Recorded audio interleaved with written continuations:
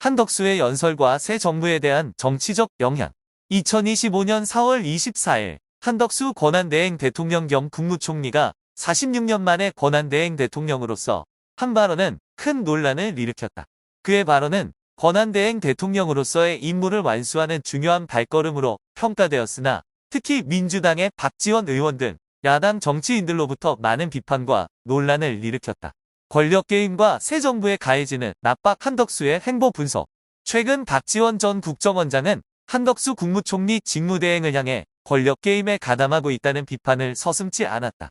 그는 한덕수 총리가 대통령 권한대행의 지위를 이용해 사적인 이익을 추구하고 장기적인 정치적 기반을 구축하려 하고 있다고 지적했다. 한 총리의 임기가 새 정부 출범 전까지 한시적인 성격임에도 불구하고 그의 일련의 행보는 차기 정부의 적자는 부담을 주고 있다는 평가가 나오고 있다. 정권 교체까지 약 40일밖에 남지 않은 상황에서 한덕수 총리의 발언과 결정은 정부 내부는 물론이고 국가 전체의 정치에까지 광범위한 영향을 미칠 수 있는 요소로 작용하고 있다. 남은 시간이 촉박함에도 불구하고 그는 자신의 입지를 공고히 하고 향후 정권을 이끌 인사들에게 영향력을 행사하려는 듯한 모습을 보이고 있다. 정치권 분석에 따르면 최근 한덕수 총리의 연설은 단순한 일상 행정 차원의 발언이 아니라 새 정부가 준비되고 있는 상황 속에서 본인의 정치적 영향력을 유지하기 위한 보다 큰 전략의 일환으로 보인다. 그는 외교 및 경제 문제를 반복적으로 강조하며 단순한 임시직무 수행을 넘어 향후 중대한 협상을 위한 사전 정지 작업을 하고 있다는 의심을 사고 있다. 특히 대내외적으로 외교 및 경제 상황이 점점 복잡해지는 시점에서 한덕수 총리의 행보는 차기 정부의 전략적 과제와 긴밀히 연결되어 있는 것으로 보인다. 새 정부는 내부 문제부터 국제 관계에 이르기까지 수많은 도전에 직면할 것으로 예상되며 현재 한 총리가 취하고 있는 여러 조치는 이러한 협상 준비의 일환이자 향후 정치적 결정에 상당한 영향을 끼칠 수 있는 행보로 해석된다. 이러한 점에서 한덕수 총리가 설정한 정치적 판 위에 새 정부가 얼마나 독립적이고 주체적으로 대응할 수 있을지에 대한 의문도 제기된다. 정치 관측통들은 한 총리가 권한대행으로서의 임기 말까지 주요 정치 현안에 지속적으로 개입할 가능성이 높다고 보고 있으며 이로 인해 새 정부는 집권 초기부터 상당한 정치적 부담을 떠안을 수밖에 없을 것으로 전망하고 있다. 권한대행 한덕수 대통령에게 가해지는 경제 정치적 압박. 한국이 경제와 정치 모두에서 격동의 시기를 겪고 있는 가운데 최근 권한대행 한덕수 대통령의 연설은 언론뿐 아니라 국민과 학계의 이목을 집중시키고 있다. 이번 연설에서 가장 주목할 만한 부분은 2025년 1분기 한국 경제가 마이너스 0.2%라는 경미한 역성장을 기록했다는 점에 대한 인정이다. 이 수치는 겉보기에 그다지 심각하지 않아 보일 수 있으나 국가 경제 구조 전반에 금이 가고 있다는 신호로 받아들여지고 있다. 역성장은 갑작스러운 현상이 아니라 복잡하게 얽힌 다양한 요소들이 맞물려 나타난 결과이다. 아직 끝나지 않은 미국과 중국 간의 무역 전쟁은 글로벌 공급망의 지속적인 불안을 야기하고 있다. 수출과 국제 무역에 크게 의존하는 한국 경제는 이러한 혼란의 직격탄을 맞고 있는 상황이다. 더불어 코로나19 팬데믹의 여지는 노동시장부터 투자 전반에 걸쳐 여전히 존재한다.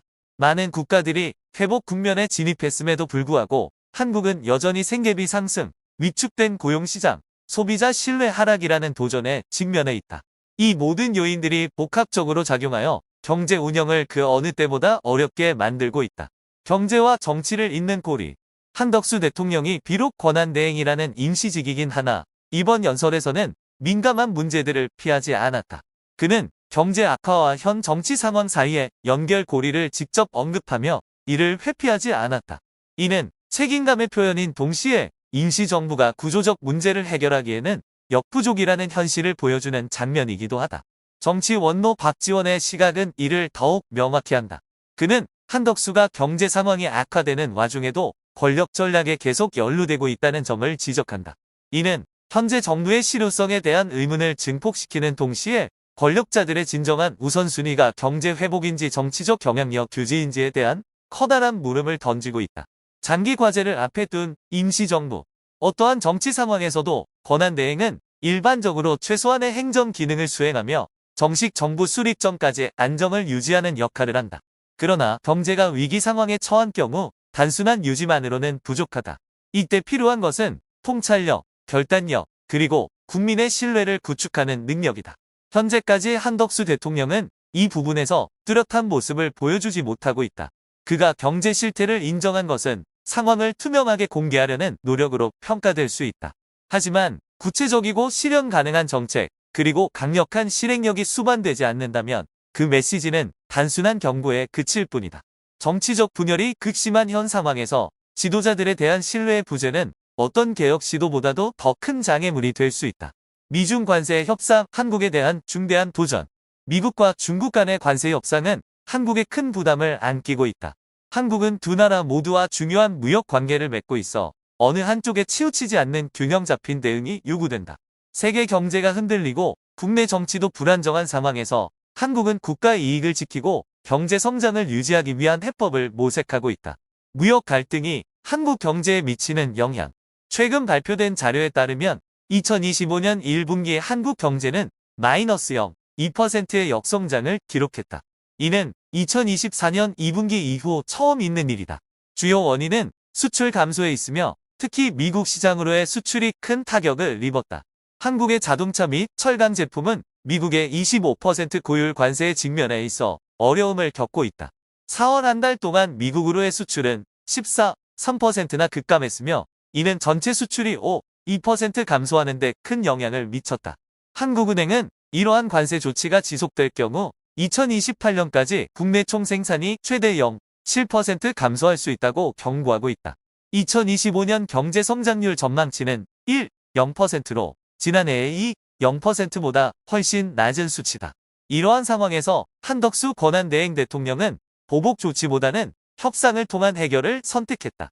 그는 미국의 새로운 관세 조치에 대해 감정적으로 대응하기보다는 상호 윈윈할 수 있는 해결책을 찾기 위해 대화에 나서겠다고 강조했다.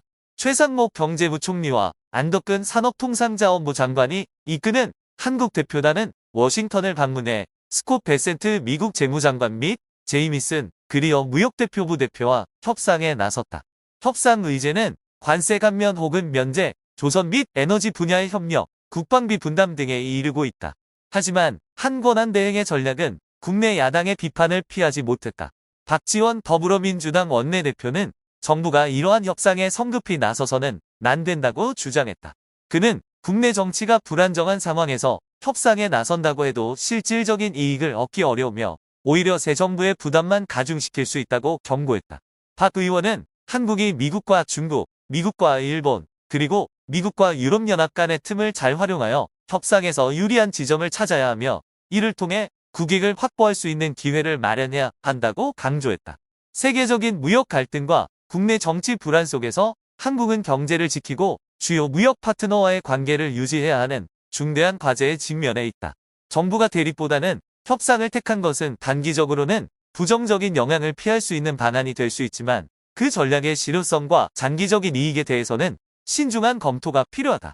긍정적인 결과를 이끌어내기 위해서는 한국 정부가 현실에 부합하는 명확하고 유연한 협상 전략을 갖추고 국내 정치권의 협력과 지지를 이끌어내야 한다. 그래야만 국가의 이익을 최적으로 지킬 수 있을 것이다. 다음은 위에서 작성한 내용을 한국의 언론 문체에 맞게 번역한 것입니다. 원문의 내용과 문장을 최대한 그대로 유지하였습니다. 현실 정치와 대통령 선거 결과 전망.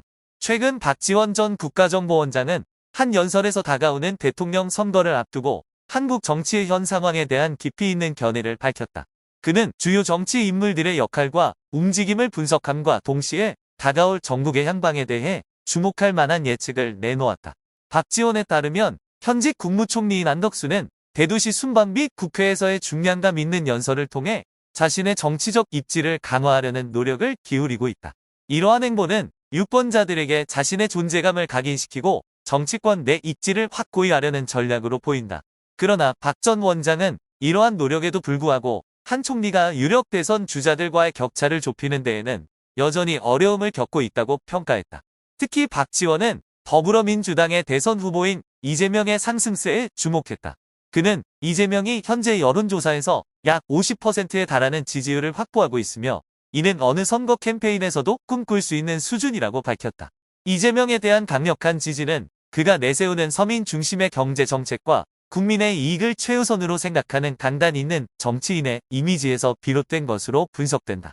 반면 한덕수는 강경한 발언과 단호한 정책으로 보수층의 일정 지지를 얻고 있음에도 불구하고 박 전 원장은 이것만으로는 결정적인 반전을 일으키기엔 역부족이라고 지적했다.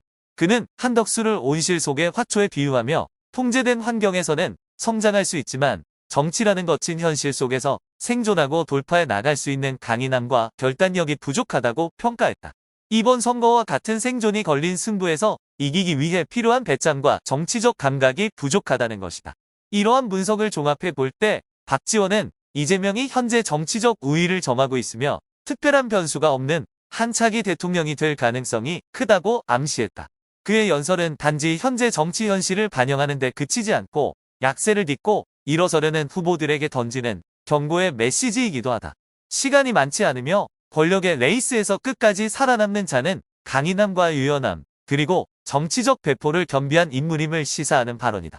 한덕수의 정치적 미래와 신정부의 도전 과제.